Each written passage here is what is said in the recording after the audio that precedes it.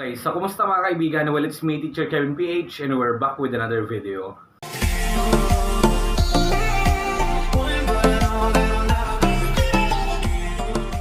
So ngayon mga kaibigan, ang pag-uusapan natin patungkol sa printer mo na pangit ang print quality. Printer mo na walang nilalabas na kulay o minsan walang nilalabas na black.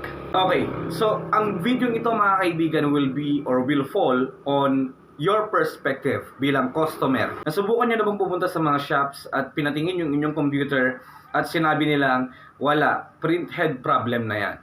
Pag-uusapan natin kung practical pa bang ayusin ang iyong printer kung print head problem na. Hindi lingid sa ating kaalaman mga kaibigan na alam naman natin pagdating sa presyohan, sa mga printers natin, ang parang pinaka main buhay niyan maliban sa motherboard ay sa mismong print head mismo. And mind you, isa sa pinakamahal na pyesa na pwede nating bilhin kapag magpaparepair tayo ng printer is yung print head. Kapag mismong print head na ang problema mga kaibigan. Kung repair ang pag-uusapan mga kaibigan, yes, practical pang i-repair ang printer mo. Depende lamang yan sa issue mga kaibigan. After all, kapag alam naman natin, it's very common sense naman kung multiple issues na siya at yung cost ng pagpaparepair ay pwede nang makabili ng bago. And even sa print head mga kaibigan, practical ang pagpaparepair ng print head. Tama yon. Ang hindi practical ay yung bumili ka pa ng bagong print head para sa isang lumang printer. Ang ginagawa kasi ng technician dyan mga kaibigan, nagde-declog sila, nagde-declog tayo ng mga print head, pinapalabas natin yung ink, lalong-lalo na kung tumigas sa loob ng print head mismo yung ink kaya hindi mapalabas o mismo talagang barado siya. Pwede pang gawan ng paraan yun mga kaibigan. Basta ang kailangan lamang ng technician is yung tiyaga para i-diagnose ng maigi, gawin yung makakaya niya, and of course, dapat meron din siyang equipment para maayos yung print head. Yung mga hindi na practical ayusin is yung, for example, lumawak na yung mga butas pag nilagyan mo ng cleaning solution, wala na, as in hindi na siya pa spray type yung labas ng tubig, padaloy na. That means malawak na yung butas mga kaibigan.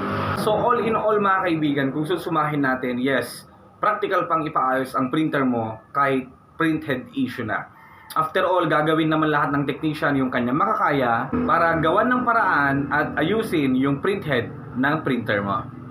Bale, ganito kasi mga kaibigan ang ginagawa sa mga print head na barado. So meron tayong syringe, tapos meron tayong hose dito, then tinutusok na nila ng mga technician dito, and then pinupush hanggang sa lumabas yung ink or hanggang sa lumabas yung baradong ink. Siyempre merong laman to ng cleaning solution or depende na sa gamit ng technician. Saka ipupush ng technician para mapalabas yung yan, katulad niyan. Ayun. Yan. Ngayon, syempre, ang kailangan kay technician dito is sipag or tiyaga mga kaibigan, para mapalabas lahat yung kulay. Kung hindi siya magtsatsaga dyan, talagang, lalo-lalo na yung mga talagang tubigas na, kailangan ng pasensya doon. So, bale, ang repair cost kasi nito mga kaibigan, kapag print head repair or print head declogging, depende na yan sa mga shops mga kaibigan o sa mga repairman. Sa akin dito, sa probinsya, maabot ako ng 800 mga kaibigan.